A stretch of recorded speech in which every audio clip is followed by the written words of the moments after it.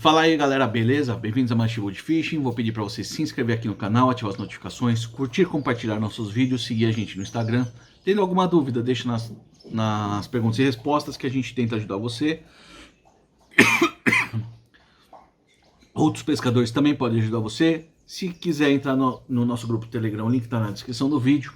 E também, se você puder, seja membro do canal, o valor é bem pequenininho e ajuda bastante a gente. Pessoal, a gente vai falar sobre o robalo, né? E hoje eu não estou falando só sobre o robalo, só para o robaleiro, né? Eu gostaria, inclusive, de falar principalmente para o cara que não pesca o robalo, tá? Porque muita gente fala, o robalo é técnico. Daí às vezes as pessoas falam, o robaleiro é muito... se acha, não, o robalo é difícil mesmo, não é e tal. E aí eu queria conversar um pouco com vocês, porque assim, ninguém é melhor do que ninguém, e os peixes ditam o grau de complexidade na sua pesca, tá? E o robalo é um peixe que é eu chamo ele, eu não falo que ele é um peixe técnico, eu falo que ele é um peixe chato, né? Um peixe chato no sentido de, pra mim, o robalo é muito medroso e muito exigente ao mesmo tempo, tá? Então, assim, por que eu falo, né, que o robalo... E aí eu vou fazer as analogias, pessoal. Por que o pessoal acha ou identifica que o robalo é técnico? E aí eu vou falar que é por conta do comportamento dele, que talvez algumas pessoas falem, o robalo é técnico e tal, mas é que você precisa de se aproximar, né, dele, no sentido de poder fazer uma abordagem melhor, né? Precisa abordar ele com a preferência dele de ataque, né? Então vamos lá. O robalo, pessoal, ele é um peixe que eu identifico como ele é um peixe medroso, tá? É um peixe que ele é muito cismado. Poxa, Chibu, mas ele não é um predador? Ele não é... Ele é um predador, mas para mim o robalo é um predador de emboscada, tá? E eu falo que ele é medroso porque de repente você tem lá uma estrutura, tá? Você tem uma estrutura e o robalo tá lá dentro, tá? Ao mesmo tempo que ele é predador, ele também é presa, tá? Então assim, ele tem outros peixes ou sei lá, ele tem medo, tá? Então ele tá lá na estrutura. Ele tá na estrutura por quê? Ele tá na estrutura para se abrigar e se defender, para se camuflar e também para pescar de oportunidade. Geralmente uma estrutura tem uma microbiologia, né, pessoal? Pequenos fungos, pequenos moluscos, insetos que acabam atraindo pequenos peixes que vêm comer ali. E nisso o robalo tá ali escondidinho. Ele, por oportunismo, ele vai lá e preda esses pequenos peixes. Então, assim, essa questão da estrutura ser sempre um atrativo de peixe, isso vale para vários tipos de peixe, tá? Porque vem o menorzinho e tal, e ele vai lá e come, ok? Por muitas vezes, quando você está pescando robalo, você vê que o robalo, ele sai até uma certa distância da estrutura e volta, tá? Muitas vezes você está pescando robalo, você vê que ele veio, refugou e voltou. Você vê ele sair da estrutura, chega perto da sua isca, de repente ele erra o bote e ele volta, tá? Existem dias que ele tá muito valente, muito no frenesi, que ele vai seguir a isca, tá? Mas muitas vezes ele tem esse comportamento de não sair muito. Não sai muito, tá? E gosta muito de ficar em estrutura. Então, o que que acontece? Por isso, você precisa de um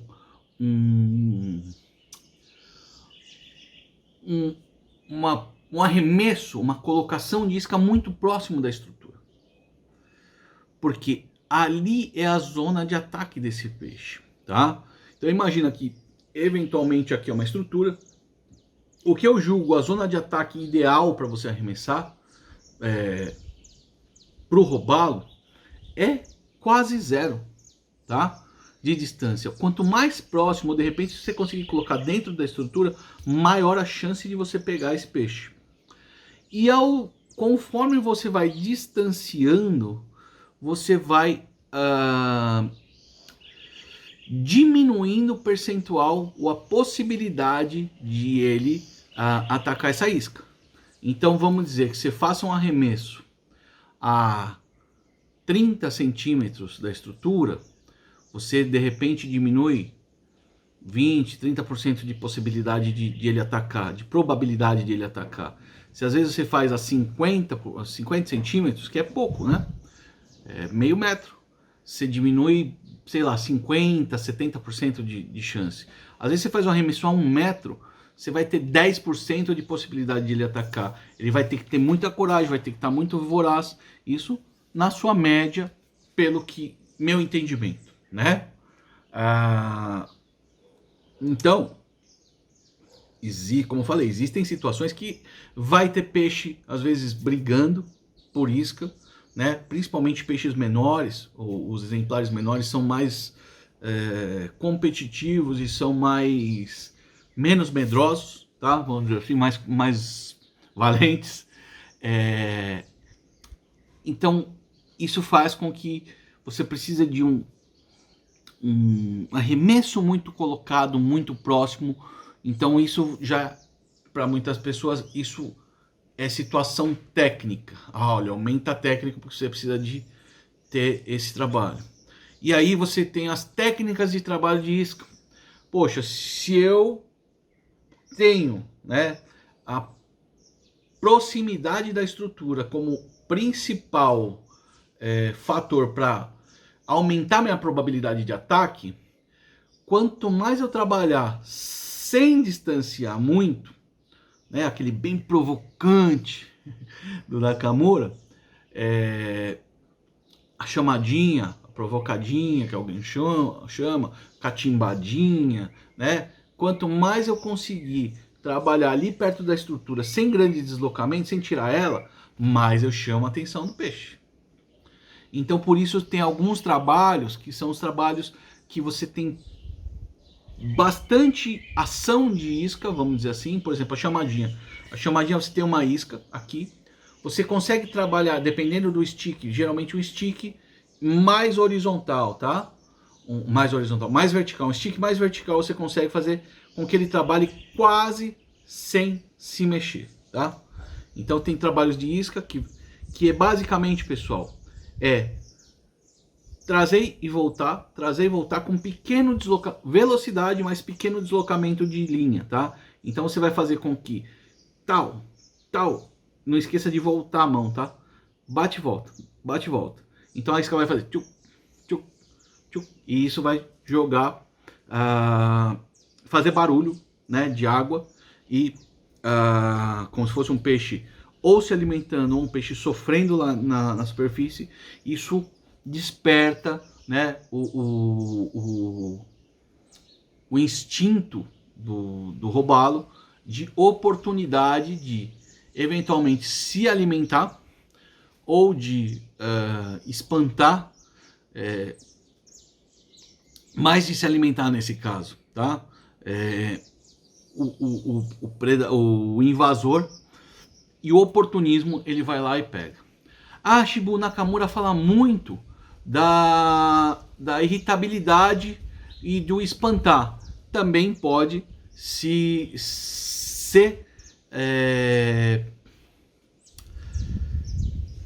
classificado nessa questão. Eu ainda acho que nesse caso específico do robalo, ele não vai muitas vezes para espantar.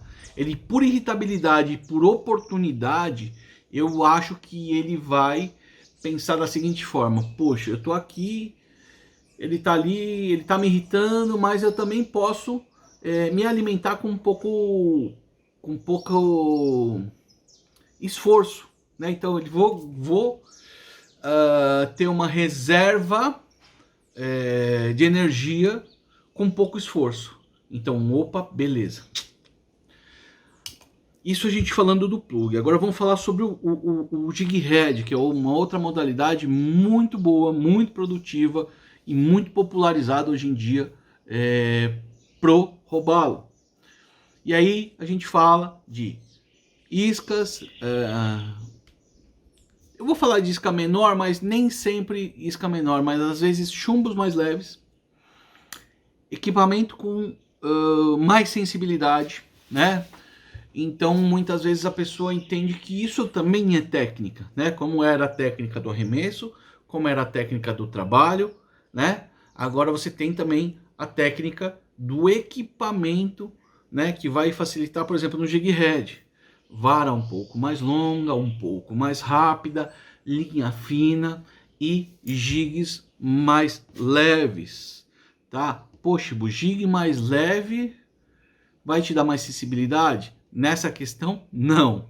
Nessa questão, o jig mais leve é para facilitar e melhorar a apresentação da isca e também para facilitar a sucção, né, do robalo, porque ele come por sucção. Se você tiver um jig muito pesado, ele vai tentar e ele não vai conseguir sugar essa isca. Então, assim, jigs mais leves. E aí, quando a gente fala de jig mais leve, pessoal, não tem uma regra, porque tem muitas coisas que vão influenciar na questão do dimensionamento de jig. Profundidade, correnteza, né? São os principais. Então, assim, eu gosto, por exemplo, eu gosto de pescar com 5, 7 gramas em áreas mais rasas. Me dá um trabalho bem legal, tenho sensibilidade, tá? E pesco na rodada. Se, por exemplo, eu vou para um lugar mais fundo com mais corrente, provavelmente eu tenho que colocar um chumbo mais pesado. Ou que eu vá para um local mais fundo, sem tanta corrente, também provavelmente preciso de um chumbo mais pesado. 10 gramas, 12 gramas, enfim. Então esse dimensionamento vai depender de cada um e de cada técnica, tá? Falei do equipamento, então tudo isso acaba, né? Resultando em um diagnóstico. Olha, o robalo é um peixe mais técnico, mas o robalo é um peixe chato, e se você quer pescá-lo, você precisa se adaptar às condições que são mais favoráveis a ele, para você poder, né, ter melhores resultados. E aí, pessoal, aí entra uma analogia que eu acho que é muito importante, né? Que o pescador de robalo, às vezes ele vai para a pescaria do tucunaré, e na pescaria típica e mais tradicional do tucunaré, a gente sofre, tá? Eu fui pro Tocantins e eu sofri muito para trabalhar muito rápido, iscas maiores, arremessos que tendem a ser mais longos, porque lá a gente tá pescando em paliteiro, algueiro e pedral, né? Então precisava de arremesso longo, né? Poderia estar usando inclusive varas um pouco mais longas, 6, 6, 3. Na época eu tinha varas 5, 6. Levei uma 6 pés, que foi a melhor que eu usei. Enfim, é uma dinâmica diferente. Mas a gente tem muitos relatos de pescadores de robalo que foram para dias difíceis no tucunaré, né? Dia de muita alteração de pressão, Amazônia com repiquete, rio muito cheio, muito dentro, e que conseguiram, né, aplicar uma técnica que não é óbvia do tucunaré, por exemplo, pescar perto da estrutura, né, perto do mais na chamadinha, né, menos deslocamento, mais barulho, mais ação, né, não é só barulho, mais ação, talvez equipamento um pouco mais leve, e que tiveram resultados. Então acho que assim, pesca é sempre para a gente aprender e tentar aplicar principalmente nos dias difíceis, pessoal. Dias difíceis são dias de você tentar várias coisas. Quer ver uma coisa, ó, que não é óbvio? Todo mundo fala, tucunaré, robalo não pega na Zara, né? Zara é barulhenta, Zara é rápida. A gente foi uma vez para Subaúma, o Paulo Ferrarini, que é brother nosso, seguidor aqui do canal, tirou um robalo na zigue-zaguinha, tá? Então assim, pesca não é ciência exata, tá? Pesca não é ciência exata. Você tem assim as probabilidades, né? E no dia que tá ruim ou no dia que tá muito bom, você consegue testar outras coisas. Beleza? Um abraço, até a próxima.